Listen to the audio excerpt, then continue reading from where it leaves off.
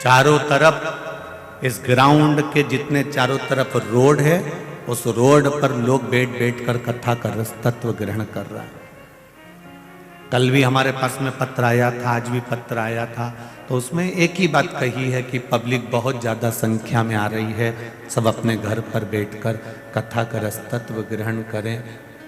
गुरुजी आप बोलो कि अब भीड़ बहुत हो चुका है, तो अब सब अपने अपने घर में बैठ के कथा सुने। पर हमने रायपुर में जब ज़्यादा भीड़ हो गई थी तो वहाँ से कह दिया था कि कानपुर में कथा सुन लेना। कानपुर में ज़्यादा भीड़ हो गई थी तो हमने उनसे कह दिया था तुम इंदौर में सुन लेना। अब इंदौर में भीड़ ज़्यादा हो गई तो हम कहे तुम 3 तारीख से 9 तारीख तक जो बड़ौदा गुजरात में कथा है उधर सुन लेना। पर निवेदन है थोड़ा व्यवस्थित।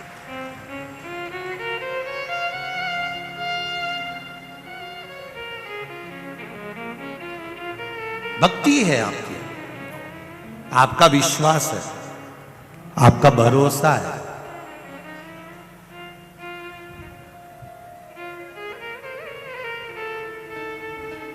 और जब विश्वास प्रबल होता है ना, तभी परमात्मा की कृपा होती है। 12 ज्योतिर्लिंग शिव महापुराण की कथा चल रही है, उसमें तीसरे नंबर के ज्योतिर्लिंग का वर्णन आता है श्री महाकालेश्वर भगवान का।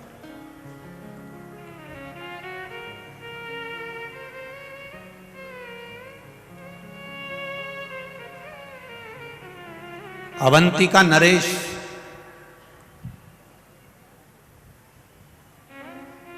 जो साधारण नहीं है महाराज,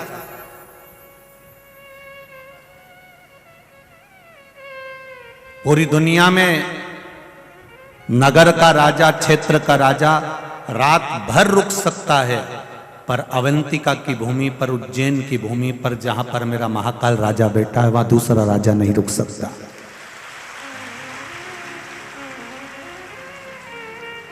और ये उज्जैन की धरा, उज्जैन की भूमि, अवंतिका नरेश की पावन धरा आपको ये नहीं कह रही है कि ये कथा है केवल कि उज्जैन में एक राजा बैठा है तो दूसरा राजा वहां नहीं रुक सकता। ये आपको सीखना चाहिए।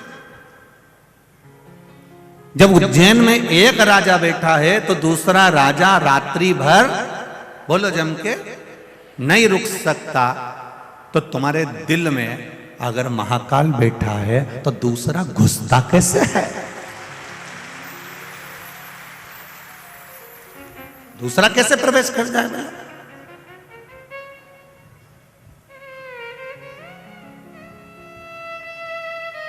कई लोग कहते हैं धर्म परावर्तन हो रहा है, धर्म परावर्तन हो रहा है, लोग धर्म बदल रहे हैं, धर्म बदल रहे हैं, कोई हमारे सनातन धर्म को तोड़ा जा रहा है दूसरे। हम कहते हैं एक बार उसके दिल में, एक बार उसकी चित्त वृत्ति में, एक बार उसके मन में अगर देव अधिदेव महादेव आकर बैठ गए तो ये मेरा विश्वास है, जब एक राजा बैठ जाता है तो दूसरा घुस ही नहीं पाता है।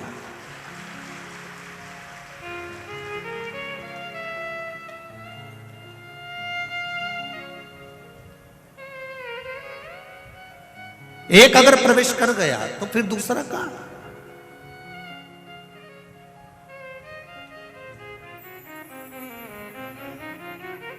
और जो एक बार अगर परमात्मा की कथा में पहुंच गया, एक बार भगवान शिव की भक्ति में पहुंच गया, एक बार भगवान शंकर की अविरल भक्ति की ओर पहुंच गया, जो एक बार भगवान शंकर से जुड़ गया, जो एक बार अपने घर पर पार्थिव शिवलिंग का निर्माण करने लगा या पूजन करने लगा, या शंकर जी के मंदिर जाकर एक लोटा जल चढ़ाने लगा, या भूल से भी एक बेलपत्री वो भगवान शिव के मंदिर पर चढ़ाकर आ गया, तो ये निश्चित है कि उसके दिल में मेरा महाकाल राजा विराजमान हो चुका है, अब वो भटकेगा नहीं, ये निश्चित था।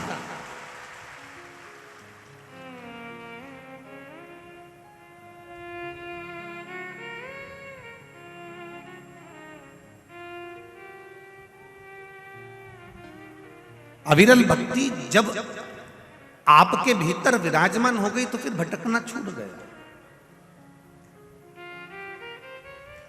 अपनी कीमत भी तो पहचानो कि हम कितने कीमती हैं।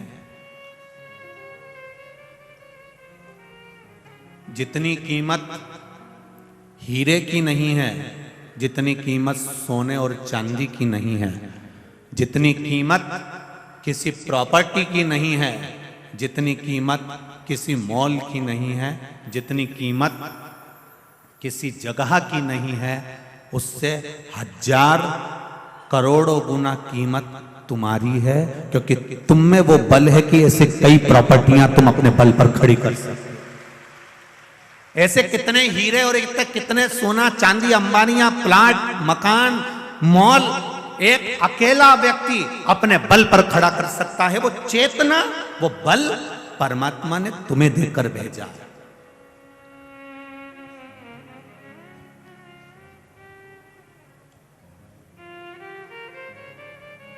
कई लोग रोते हैं आंखों में आंसू भर भर के, हम तो बहुत गरीब हैं गुरुजी, हम तो बहुत गरीब हैं। हम भी कह देते हैं जी काय की गरीब। अभी हॉस्पिटल चल, 10 लाख की एक किडनी बेची आते हैं, दूसरी बेची, 20 लाख की खट्टा।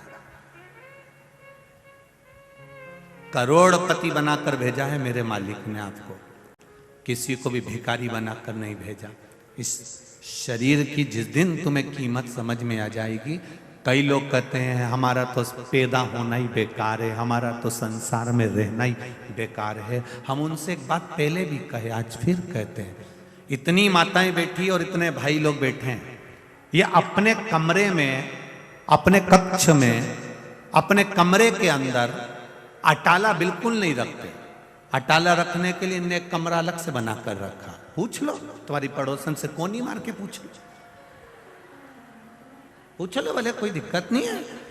तुम सोचो कि सियोर वाला महाराज तो यूं झूठी झूठी बोल रही है, तो कोई बात नहीं, जी जी हरियो कमला, कोई टेंशन नहीं, उसमें चिंता मिंता नहीं करना अपने को। अपन तो पूछ लो तुम पड़ोसन से, क्यों री भंगार का कमरा, अटाला रखने का कमरा, टान पर ऊपर इधर उधर अपन रखे कि नहीं रखे? अपना कमरा में कोई अपना अटाला का सामान रखे? ऐसा कोई नहीं है जो अपने कमरे में अटाला सामान रखेगा, बेकार सामान रखेगा, फालतू का सामान रखेगा। सबने अपने कमरे में, अपनी अलमारी में, तुम साड़ी भी वही रखते हो जो तुम्हारी काम की है, नहीं तो तुम बाकी की जो बेकार, वो तो पेटी में पटक देते। अटाला तो तुम तुम्हारे कमरे में रखते ही नहीं। जब तुम तुम्हारे कमरे में अटाला सामान नहीं रखते, कवाड़ा सामान नहीं रखते, बेकार सामान नहीं रखते, तो मेरा महाकाल राजा अपनी पृथ्वी पर अटाला को क्यों रखेगा?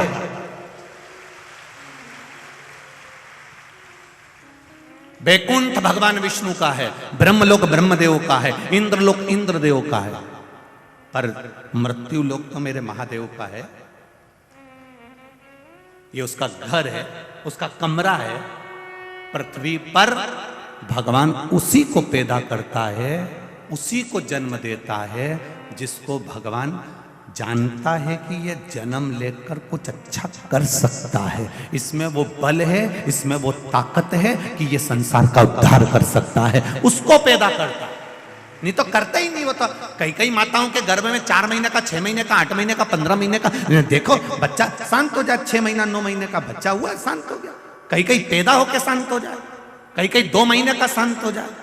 मां रोती है, बिलखती है, मेरा 2 महीने का बच्चा चले गया, मेरा 6 महीने का चले गया, मेरा 4 महीने का चले गया। पर भगवान से कोई पूछे इसका 4 महीने का क्यों गया, इसका 6 महीने का क्यों गया, इसका 3 महीने का क्यों गया? पार्वती जी शिव जी से पूछ ले कि तुमने इसके बच्चे को क्यों गिरवा दिया? ये बच्चा तो इसका पूरा होना था, 9 महीने का होना था, फिर इसको 8 महीने में, 7 महीने में, 6 महीने में क्यों समाप्त कर दिया? शंकर भगवान बोले, मुझे अपने घर में अटाला नहीं रखना, जो काम का होगा उसी को मैं रखूंगा, जो काम का नहीं है उसको मैं नहीं रखूंगा। कितना झगड़ा हुआ एक बार पार्वती जी का शिव जी के साथ में। शाम का समय था, पार्वती जी भगवान शंकर जी के साथ में घूमने निकली थी। भ्रमण करते करते माता पार्वती जी ने एक बच्चे को देखा जिसके हाथ विकलांग थे, हाथों से विकलांग था। सारे बच्चे नदी में कूद कूद कर नहा रहे थे, तालाब में कूद कूद कर नहा रहे थे। ये बेचारा घाट पर बैठा हुआ, हाथ विकलांग थे, तो ये बेचारा देख रहा था। पार्वती जी को दया आ गई। पार्वती जी ने कहा, भोलेनाथ, ये बेचारे के हाथ आप देख क्यों नहीं देते? कितना दुखी हो रहा है, इतना सा बच्चा हो रहा, कितना दुखी हो रहा। शिव जी बोले नहीं पार्वती, ब्रह्मा जी ने लिखा है इसके भाग्य में पूर्व का अगर कोई कर्म होगा उसके कारण बस इसको तकलीफ भोगना पड़ रही है, तो मैं हाथ नहीं दे सकता। पार्वती जी आई कैलाश पर, उन्होंने भोजन करना बंद कर दिया। शंकर भगवान ने कहा पार्वती कुछ भोजन करो। नहीं, जब तक उस बच्चे के हाथ नहीं आ जाते तब तक मैं भोजन नहीं करूं।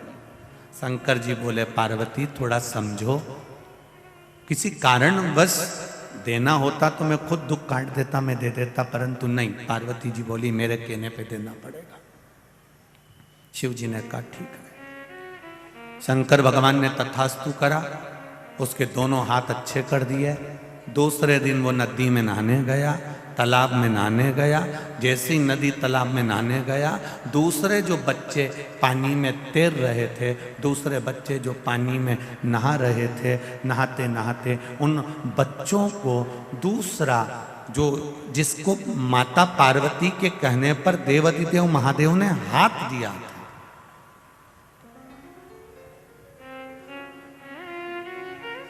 जिसको हाथ दिए थे माता पार्वती के कहने पर, वो बच्चा दूसरे बच्चे जो नहा रहे थे उनको पानी में डुबो डुबो कर मारने लगा। पूरे गांव में लोग रो रहे हैं, पूरे गांव में हाहाकार मची है, सब तरफ लोग आंसू।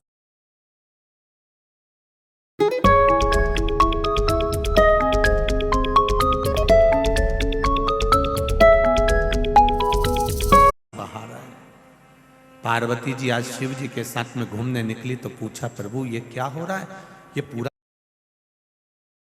गांव क्यों रो रहा है? कहा इनके बच्चे मर गए। इतने सारे घर में बच्चे मर गए, किसने मारा? इन बच्चों को कौन ने समाप्त करा?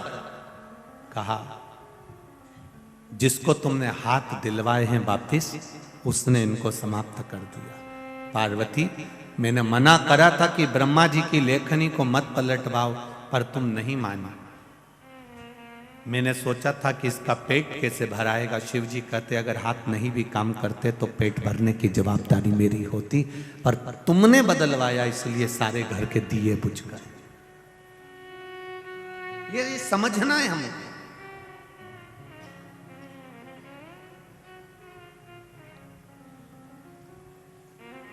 आप कितने कीमत वाले हो, आप कितने कितने कीमती हो, अपने आप की कीमत समझना। आप जरा जरा सी बात में ये मत कहना कि मैं मर,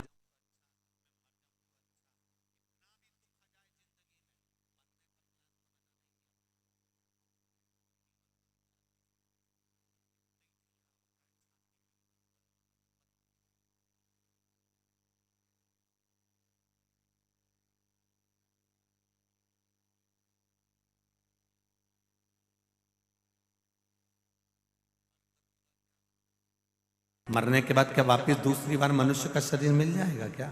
नहीं। ये मानव का जो शरीर मिला इसकी कीमत समझो, और जिस दिन इसकी कीमत तुम्हें समझ में आ गई, जिस दिन इसकी कीमत तुम्हारे जीवन में समझ में आ गई, फिर आपको जीवन में कभी दुख नहीं होगा।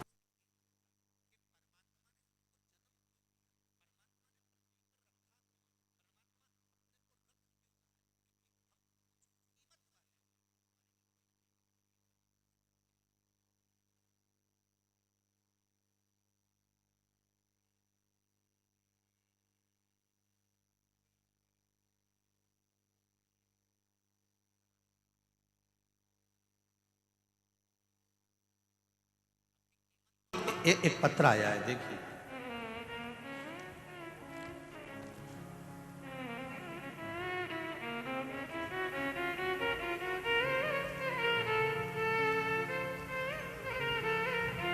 संगीता शांताराम खराड़े, महाराष्ट्र, चुन्नर तालुका गांव, मोबाइल नंबर ये है। आप कौन हैं? हाथ हिलाइएगा जो आए हो। आप ही हैं? दोनों हाथ हिला दो। भोले बाबा की महिमा का क्या बखान करूं मैं गुरुजी। मेरे कैंसर जैसी भयानक बीमारी को ठीक कर दिया है बाबा ने। बाबा के पंडाल में बाबा को धोख लगाने के लिए आई हूं। बाबा, आपने कहा था कि शंकर की शिव महापुराण में जाकर उसने अगर कैंसर की गठान हो गई थी जो 5 साल से थी, जिसका पता 2021 में चला, जो कि सीटी स्कैन कराई तो डॉक्टर ने बोला यह 3rd स्टेज पर पहुंच गई है। इंद्राणी अस्पताल में दिखाया था, तब हमने डॉक्टर के कहे अनुसार 28 रेडिएशन कराए और 3 रेडिएशन ऊना में हुए, 5 किए। इस बीच मुझे कोरोना भी हो गया। फिर हमने डॉक्टर को दिखाया तो 40 दिन के बाद फिर सीटी स्कैन हुआ। डॉक्टर ने बोला कि कैंसर पूरे शरीर में फैल गया है और पूरे शरीर में कैंसर फैल गया है और शरीर के सब अंग खराब हो गए हैं। इस सब का अब कोई इलाज नहीं है, खर्चा भी बहुत हो जाएगा 4-5 लाख का, बचना तो निश्चित नहीं है। डॉक्टर ने बोला ये कुछ समय के मेहमान हैं और मैंने खाना पीना चलना फिरना सब कुछ छूट गया और मैं पूरी तरह से पलंग पर बेड रेस्ट हो गई, पड़ी रहती थी दिन रात। गुरुदेव, फिर एक दिन मेरे व्हाट्सएप पर किसी का मैसेज आया कि प्रदीप मिश्रा जी की शिव पुराण सुनो। मेरे घर वालों ने उसी दिन कथा सुनाई, मैं बहुत रोई, भगवान शिव से प्रार्थना करने लगी। परिवार वालों से कहकर मैं शंकर के मंदिर गई और हाथ पकड़कर शंकर के मंदिर में जाकर जल समर्पित किया। उस जल को वही मंदिर में पिया, शिव जी पे चढ़ी, बेलपत्री खाना चालू करी, शिव मंदिर में झाड़ू पोछा करने लगी। बच्चों से कहा मैं मरने तो वाली हूँ, मुझे मंदिर के अंदर ही छोड़ दो। मंदिर में रहती, झाड़ू पोछा करती, शाम को घर आती, सो जाती। बाबा की कृपा से जो 3rd स्टेज का कैंसर था, जब जांच कराया तो कैंसर मेरे शरीर से जा चुका था और मैं ठीक हो चुकी हूँ। मैं बाबा को यहाँ धोख लगाने आई हूँ प्रणाम करने के लिए। आराम है। अब मैं खुद, आपने लिखा है, मैं खुद चलकर बाबा को धोख लगाने आई हूँ। जो 2 कदम चल नहीं पाती थी, आज बाबा के दरवाजे में मैं खुद महाराष्ट्र से यहाँ प्रणाम करने आई हूँ। श्री शिवाय नमस्तुभ्यम। जी स्वस्थ रहिए, बाबा कृपा करे। श्री शिवाय नमस्तुभ्यम। बैठिए। ये विश्वास है हमारा, ये दृढ़ता है हमारी, ये भरोसा है हमारा। तेरी कृपा बिना न हिले एक भी अणु, लेते श्वास तेरी कृपा से तनु तनु।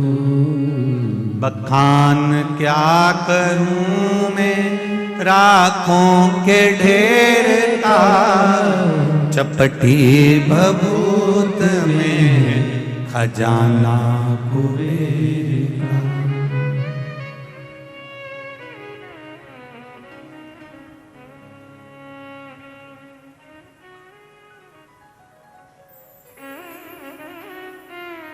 कोई ने एक मैसेज में लिखा,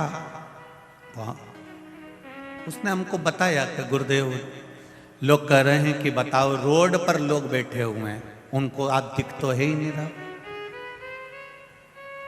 लोग अपने अपने घर से बिछाने की दरी चादर तक लेकर आए हैं, आराम से बैठकर कथा सुन रहे हैं रोड पर।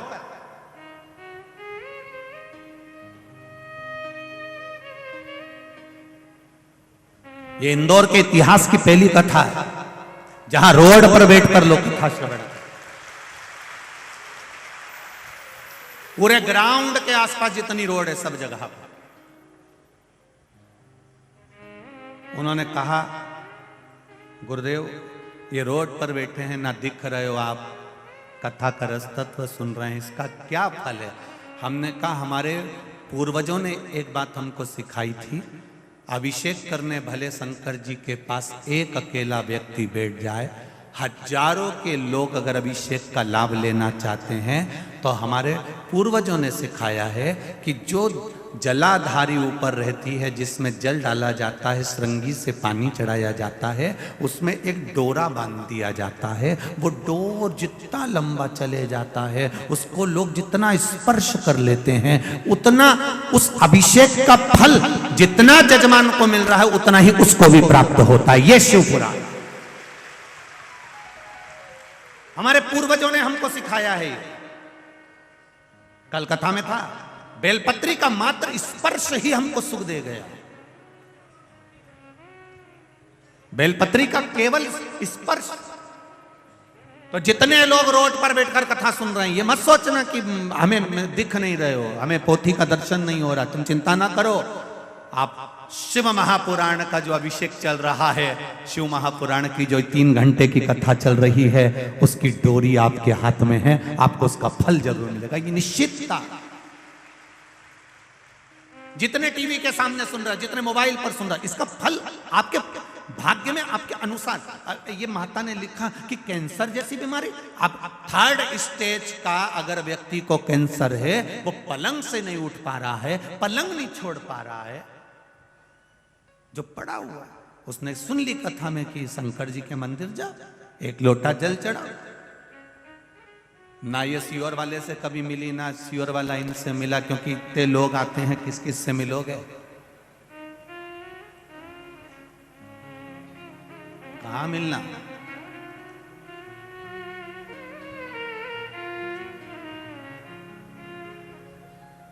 समय नहीं इतना आपके पास भी कि आप हमसे मिले और या हम आपसे मिले, इतना समय किसी के पास नहीं। केवल आप लोगों का जो भाव है इन पत्रों के माध्यम से आ जाता है, वो भी जितने पढ़ाते हैं पढ़ लेते हैं, बाकी के यहाँ पर रखे रहते हैं।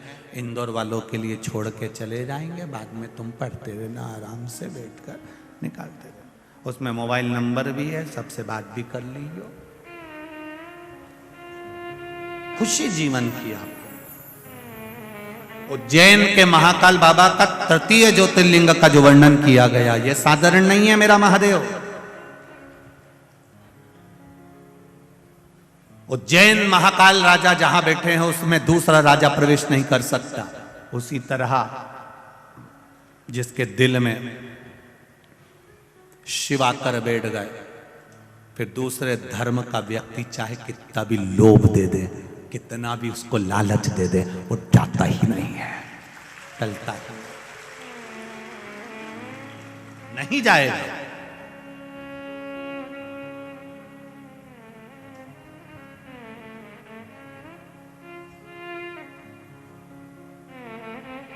पीने वाले व्यक्ति को कितना भी समझा लो, वो शाम के समय चकमा देकर मैं खाने पहुंच ही जाता है। जिसके भीतर शिव महापुराण की कथा का रस, नशा एक बार हो जाता है, वो ये नहीं देखता कि अंदर बैठकर कथा सुन रहा हूं कि बाहर बैठकर, उसको तो केवल अपनी मस्ती में कथा का लाभ ले रहा है, उसको मतलब नहीं है।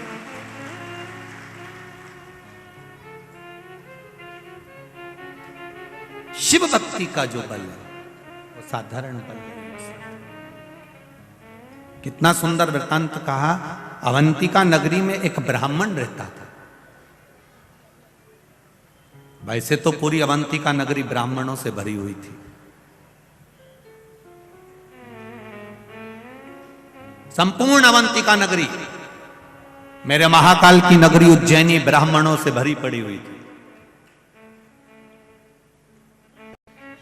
कहते हैं काशी में और उज्जैनी में,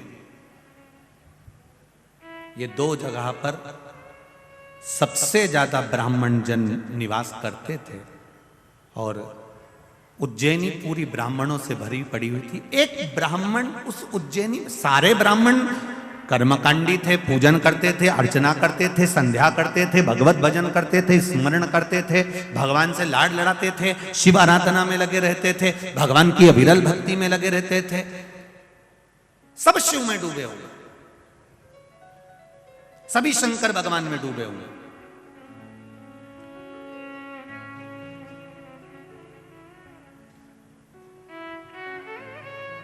पहले था क्या? केवल एक देव, अधिदेव महादेव। त्रेता आया तब मेरे राम जी आए, द्वापर आया तब मेरे, जम के बोलो जरा, भगवान कृष्ण आए।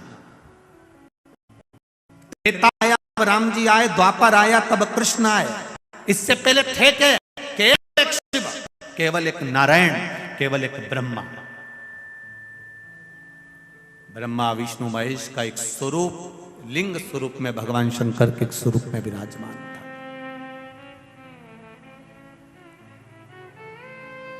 अब पूरे अवंतिका में ब्राह्मण एक ब्राह्मण एक ऐसा था जिसको वेद की प्रियता थी, जिसको भजन की प्रियता थी, जिसको भक्ति की प्रियता।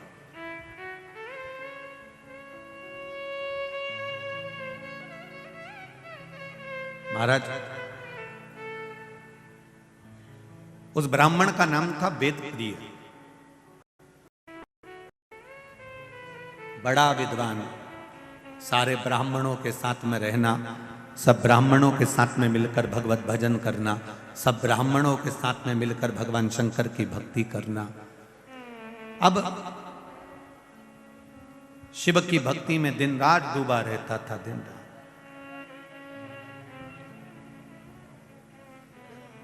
उसी समय पर रत्नमाल पर्वत पर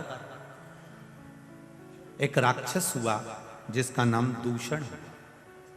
क्या नाम था? दूषण नाम का राक्षस। ये अवंतिका से 2 योजन की दूरी पर रहता था। जिस पर्वत का नाम था रत्नमाल पर्वत, उस रत्नमाल पर्वत के ऊपर दूषण नाम का राक्षस रहता था। यह दूषण नाम का जो राक्षस था, इसने ब्रह्मा जी से वर प्राप्त करा, बहुत तप करा, बहुत तप। कहते हैं इसने हजारों हजार वर्ष तक तप करा, पर ब्रह्मदेव ने आकर इसको वर नहीं दी। ये परेशान हो गया वर मांगने के लिए।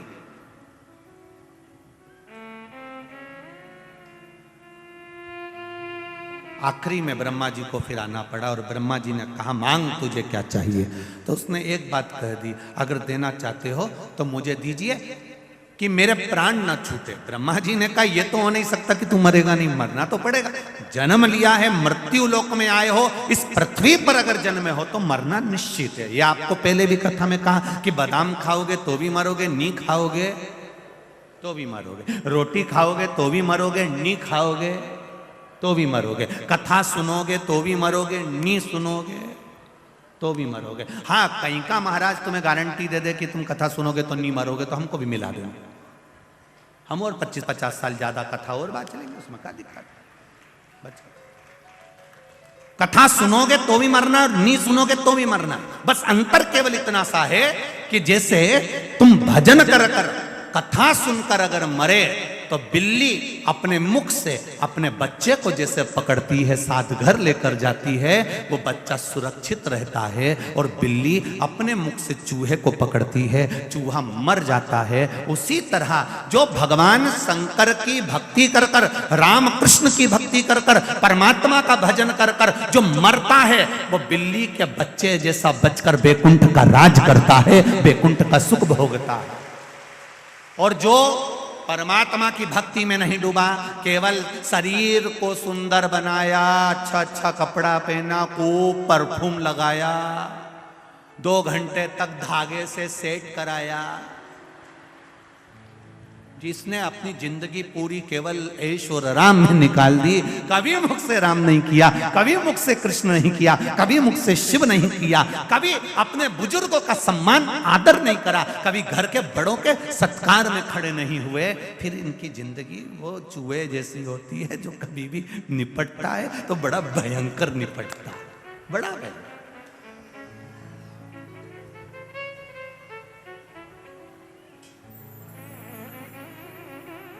भक्ति के बल पे चलते, भाव को। महाराज दूषण ने कहा, मुझे मरना नहीं है, आप मुझे वर दीजिए ब्रह्मदेव। ब्रह्मा जी ने कहा, ऐसा नहीं हो सकता कि तुम मरोगे नहीं, मरना निश्चित है, ये निश्चितता है, तुम्हें मरना तो पड़ेगा, पर मुझे दूसरा वर दे दो। क्या वर चाहिए? महाराज, अगर मैं मरूं, मान लो मेरे प्राण छूटे, तो मुझे मारने वाला भी ऐसा होना चाहिए जिसकी बहन ने हजारों वर्ष तक मेरे जैसा तप करा हो। अब जरा अवंतिका नरेश की कथा का जरा स्मरण करिएगा, बड़े ध्यान से सुनिएगा। और जितने लोग टीवी पर सुन रहे हैं, जितने लोग बाहर बैठकर सुन रहे हैं, मोबाइल पर सुन रहे हैं, थोड़ा ध्यान लगाकर सुनना। मुझे मारने वाला वो होना चाहिए जितना तप मैंने करा। अगर कोई पुरुष मुझे मारता है तो उसकी बहन में साथ इतना ही तप होना चाहिए जितना तप मैंने किया। और यदि मेरे प्राण छूटते हैं और मेरा रक्त भूमि पर गिरता है तो मैं रूप फिर बदल सकता हूं। ब्रह्मा जी ने कहा तुम्हारा रक्त अगर पृथ्वी पर 1000 जगह गिरा तो तुम तो 1000 रूप रख लोगे, कुछ थोड़े से रूप तुमको दे सकता हूं। तो दूषण नाम के राक्षस ने रत्नमाल पर्वत के ऊपर जो तप साधना में बैठा था वर मांगा, अगर मैंने मेरा रक्त 84 बूंद पृथ्वी पर गिरती है तो मैं 84 बार रूप रखकर लड़ सकता हूं, मुझे वर दो। ब्रह्मा जी ने कहा तथास्तु, पर एक बार सुन लो, अगर 84 ही रूप उस बहन के भाई ने धारण कर लिए और उसने तेरा संहार एक साथ कर दिया तो फिर तेरा अंत निश्चित है। मैं मानता हूं कि मेरा अंत हो जाए। अब इतना वर सोच समझकर मांगा गया, इतना वर मांगा है। दूषण नाम का राक्षस तो आनंदित हो गया, उसने अवंतिका नगरी में प्रवेश कर गया। उसका सबसे बड़ी, वो कहते हैं ना, उसकी सबसे प्रिय चीज क्या थी, उसकी हॉबी क्या थी, तो कहा उसकी प्रियता, सबसे प्रियता यह थी कि ब्राह्मण के बच्चों को पकड़कर उनका रक्त निचोड़कर पीता था और बच्चों को जमीन में छोड़ देता था।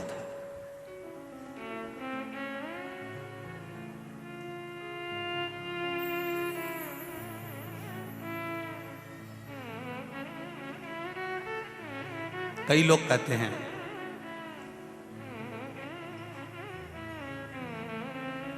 कि ब्राह्मणों ने जिंदगी भर केवल राज करा है, ठाट करा है। ऐसा नहीं है। पूरी पृथ्वी के जितने मंदिर हैं, देवालय हैं, जितने पूजा स्थल हैं, जितने सरोवर, जितने कुंड, जितनी नदियां, जितने तालाब, जितनी बावड़ियां हैं, इन जगह पर जाकर आप इतिहास पढ़ेंगे और सुनेंगे तो आपको मिलेगा सबसे प्रथम में बलिदान देने के लिए भी ब्राह्मण ही खड़ा होता था। निश्चितता। ये जितनी भी कथाएं होती है ना, सत्यनारायण जी की कथा देख लीजिए तो आपको मालूम पड़ जाएगा। एक गरीब ब्राह्मण था। एकादशी की कथा निकालिए, उसमें आ जाएगा एक गरीब ब्राह्मण था। सारी कथाओं को निकाल कर देखिए, उसमें लिखा मिलेगा आपको कि एक गरीब ब्राह्मण था। इस जगह पर किसी बढ़िया को नहीं बोला, इस जगह पर किसी अन्य व्यक्ति को नहीं बोला। क्यों? ब्राह्मण का नाम लेकर मार्ग इसलिए करा गया जिससे ब्राह्मण अपने भीतर शांति रखता है। अगर उसका नाम लिख भी दिया तो उसको कोई चिंता नहीं है, कम से कम हमारी नाम पढ़कर लोगों को मार्ग तो मिल जाएगा, लोग संभल तो जाएंगे, लोग सुधर तो जाएंगे। ठीक है, उतना।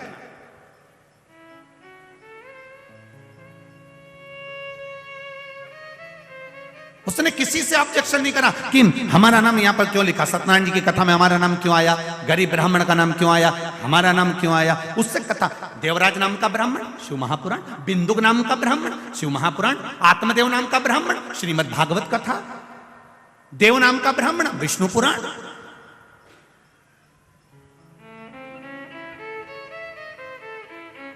कल्याण नाम का ब्राह्मण, कुर्म पुराण। आप उठाओ, एक एक पुराण में सबसे पहले कथा चालू होती है तो वहां पर उसके क्यों, क्योंकि उससे अगर कथा का प्रारंभ हो रहा है तो कोई को ये बुरा ना लगे। कहीं अगर किसी व्यक्ति का नाम लिख देते, किसी अन्य वर्ण का स्मरण कर देते तो उनको लगता कि हमारा नाम लिख दिया, तो उन्होंने कहा इसी का लिख दो, इससे मार्ग तो मिलेगा। कोई बात नहीं है, सहनशील है, शांति का प्रतीक है, इसके भीतर धीरजता रहेगी, कोई बात नहीं। तो यहां वर्णन किया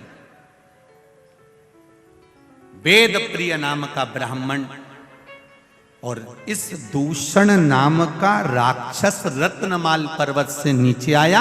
नीचे आकर अवंतिका में प्रवेश कर गया। अवंतिका में प्रवेश करते करते उसने तुरंत ब्राह्मण के बच्चों को रूप धर कर जाता था। ब्राह्मण के घर में खूब बड़ा शास्त्री बनकर जाता था और ब्राह्मण के बच्चों को कहता था कि मैं तुमको विद्या दूंगा, आपके बच्चों को मेरे साथ में लगाइए। और ब्राह्मण के बच्चों को जब विद्या अध्ययन के भाव से लेकर जाता था, उनको बाहर निकलकर निचोड़ कर रक्त पी जाता था। सारे ब्राह्मणों के घरों में रोज का हाहाकार मचा होता था, रोज रोते थे, रोज आंसू ढलते थे, प्रतिदिन शव निकलते थे, बिलखते लोग।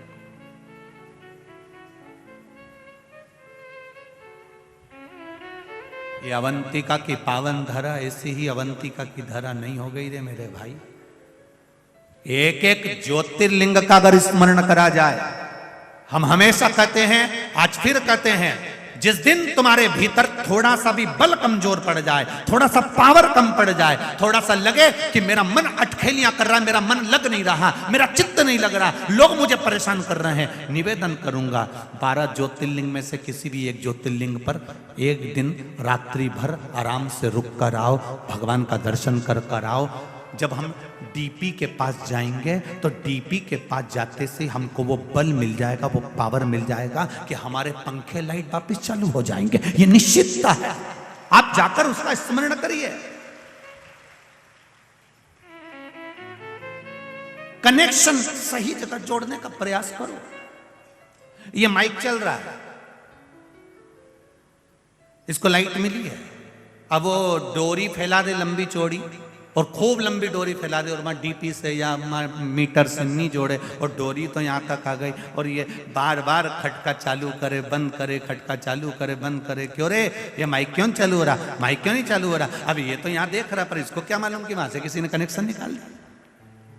फिर ये दौड़ कर जाएगा, फिर कनेक्शन देखेगा, कनेक्शन निकला पड़ा है, फिर कनेक्शन उस प्लग में लगाएगा, वायर जोड़ेगा, तब जाकर माइक चालू होगा, लाइट चालू होगी, पंखा चालू होगा। उसी तरह कई लोग ऐसे हैं जो मंदिर तो जाते हैं, इनने डोरी तो फैला दी, ये पानी का लोटा लेके भी जाते हैं, ये डोरी फैली। कई लोग मंदिर जाते हैं, कई लोग कथा में जाते हैं, कई लोग जाते हैं, ये जितने भी लोग कथा में आते हैं या जितने लोग भी मंदिर जाते हैं, समझ लेना इन्हें डोरी तो खूब लंबी फैलाई है। रोज मंदिर जाती हूँ, मुझे 4 महीना हो गया, कोई के मुझे 6 महीना हो गया, कोई के महाराज की कथा सुनते सुनते हमारे तो 2 साल हो गया। इन्हें डोरी तो खूब लंबी फैलाई, खूब लंबी फैलाई, पर अभी तक इनने प्लग में नहीं जोड़ी है, इसलिए इनके खटके चालू नहीं हो। ये अगर दिल से एक बार शंकर की हो जाती, प्लग सही जुड़ जाता, तो फिर खटके चालू हो जाता, फिर कनेक्शन सही जुड़ ही नहीं पा रही। अब रोज घर आकर कहती है मैंने मंदिर में जल चढ़ाया था, भोलेनाथ जी ने नहीं सुना। अब तू खटका तो दबा रही है पर कनेक्शन सही नहीं जोड़ के आई। तू वहां गई तो थी मंदिर, पर जितनी भी माताएं बैठी थी ना, तू गई मंदिर, उनकी थाली देखती रही, उनका मुंडा देखती रही, उनका कपड़ा देखती रही, कहीं इधर टच कर, कहीं इधर टच कर, कहीं इसको कुछ बोल, कहीं उसको कुछ बोल, कहीं मंदिर की सुंदरता देखे, कहीं कचरा पड़ा हुआ देखे। पंडित जी तुम कहीं कर रहे थे, तुमसे सफाई नहीं बनी, पंडित जी तुमने ऐसा कर दिया, तुमने प्रसाद नहीं दिया, तुम वहां गई तो सही, पर कनेक्शन जहां जोड़ना था वहां नहीं जोड़ पाई, इन्हें दुनिया में जोड़ के आ गई। और अब के हमारे एक लोटा जल चढ़ाता चढ़ाता 6 महीना हो गया, भगवान ने हमारी सुनी नहीं। प्लग तो सही लगा दीजिए जी, सही कनेक्शन कर लेती तो लाइट चालू, पंखा चालू, माइक चालू, तो कनेक्शन नहीं जोड़ पाई। जा जरूर रही है, डोरी तो बहुत लंबी फैलाई तूने, मना नहीं, कनेक्शन जोड़ना पड़ेगा।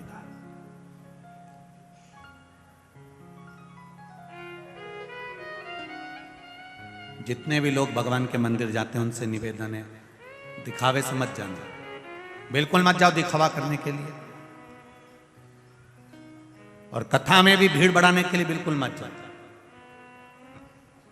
कनेक्शन जोड़ना है हमें हमारे महादेव से।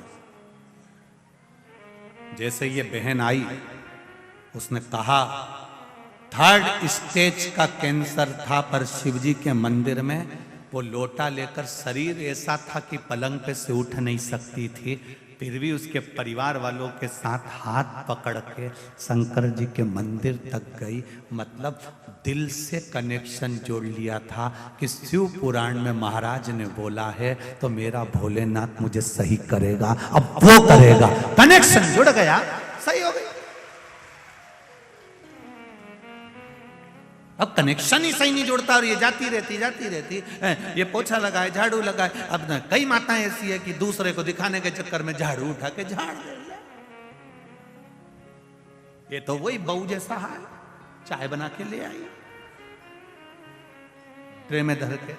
दूसरे को दिखाने के लिए हमें झाड़ू नहीं लगाना, दूसरे को दिखाने के लिए हमें जल नहीं चढ़ाना, दूसरे को दिखाने के लिए हमें पशुपति व्रत नहीं करना, दूसरे को दिखाने के लिए हमें शंकर भगवान का गुणगान नहीं करना। हमें दिखावे से दूर रहना। मेरे भोलेनाथ जी को दिखावा प्रिय नहीं है। मेरे शंकर भगवान को दिखावा कोई मतलब का नहीं, उसको चाहिए ही नहीं तुम्हारा दिखावा। तुम तो तुम्हारे पास रखो। वो शंकर जी कहते हैं मुझे चाहिए ही नहीं, तुम तो एक लोटा पानी उंडेल के चले जाओ।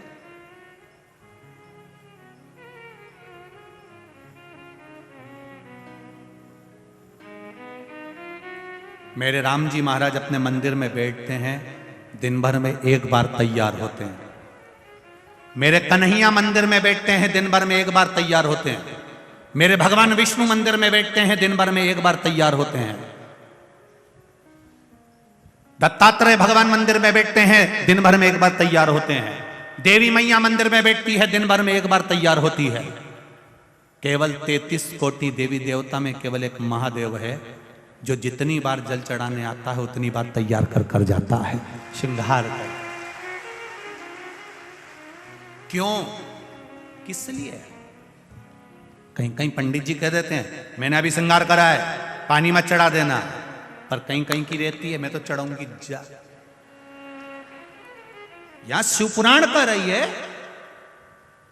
सारे देवी देवता एक बार तैयार होकर बैठ जाते हैं, मेरा महादेव दिन भर तैयार होता है, 24 घंटे तैयार होता है। क्यों तैयार होता है? स्कंद पुराण में कहा वेद व्यास जी ने कि शंकर भगवान बार बार तैयार इसलिए होते हैं, वो अपने भक्तों को बल प्रदान कर कर कहते हैं कि हिम्मत मत हारना, दुनिया के लोग तेरे करे धरे पर पानी छोड़कर जाएंगे तो फिर तैयार होकर आगे बढ़ जाना। स्कंद पुराण में वेद व्यास जी कहते हैं भगवान शंकर प्रेरणा देते हैं अपने भक्तों को, अपने गणों को कि दुनिया के लोग पानी चढ़ाकर जाएंगे फिर तैयार होकर बैठ जाना, घबराना नहीं, फिर तैयार हो जाए। एक बार कहीं का गिराएगा, 2 बार नीचे गिराएगा, 3 बार नीचे गिराएगा, बार बार पांव पकड़ कर गिराएगा, कितनी बार। वो एक संत की कथा आती है, संत महाराज स्नान कर कर आ रहे थे, ऊपर बैठा हुआ व्यक्ति ने ईर्ष्या भाव से संत के ऊपर थूक दिया। पान खा के बैठा था, थूक दिया, संत वापिस चले गए, फिर नहाया, उसने फिर थूक दिया, वो फिर गए, फिर नहाए, फिर थूक दिया, खूब थूका, आखिरी में मुंडा में पान खत्म हो गया। अब बापड़ा थूक के बता, अब और थूकता रहा तो मुंडा में थूक ही खत्म हो गया। अब उसको पानी पीने की जरूरत पड़ रही, पानी भी नहीं, नीचे आ गया। संत के चरणों में आकर बोला गुरुदेव मैंने आपके ऊपर इतना थूका, इतने अपशब्द कहे, इतनी गालियां दी, इतनी आड़ा टेढ़ा बोला, इतना थूका, गुरुदेव आपको बुरा नहीं लगा? गुरुजी ने उसके चरणों को प्रणाम करा। रोज गंगा की एक डुबकी लगाता था, बापड़े तेरे चक्कर में 100 लग गई, तेरे चक्कर में ये 100 डुबकी लगी, नहीं तो मैं कभी नहीं लगाता, इतनी डुबकी तो कभी नहीं लगाता, पर तू थूकता था, मैं स्नान करने जाता था, मेरे मालिक ने कितनी कृपा कर दी कि मुझसे 100 डुबकियां लगवा ली। यही विचार हमारे भीतर आना चाहिए, हारना नहीं। एक बार अगर पानी चढ़ाकर चले गया, दूसरी बार मेरा भोलेनाथ फिर तैयार है, फिर पानी चढ़ाया फिर तैयार है, फिर पानी चढ़ाया फिर तैयार है। मेरे शंकर भगवान कहते हैं मैं नहीं घबराता, फिर तैयार होकर बैठ जाता, फिर तैयार। क्यों घबराना? एक बार दुकान खोली, हार गए, नहीं जमी, फिर दूसरी खोली, नहीं जमी, कोई बात नहीं। सुसाइड का मत सोचना, दुख मत मनाना, ये मत सोचना कि बर्बाद हो गया, बिल्कुल नहीं, फिर तैयारी कर। और अब की बार तैयारी करे तो महाकाल राजा पर, देवाधिदेव महादेव पर छोड़ दे, फिर तैयारी। मैंने एक एग्जाम दिया, नहीं हुआ, दूसरा एग्जाम दिया, नहीं हुआ, तीसरा एग्जाम दिया।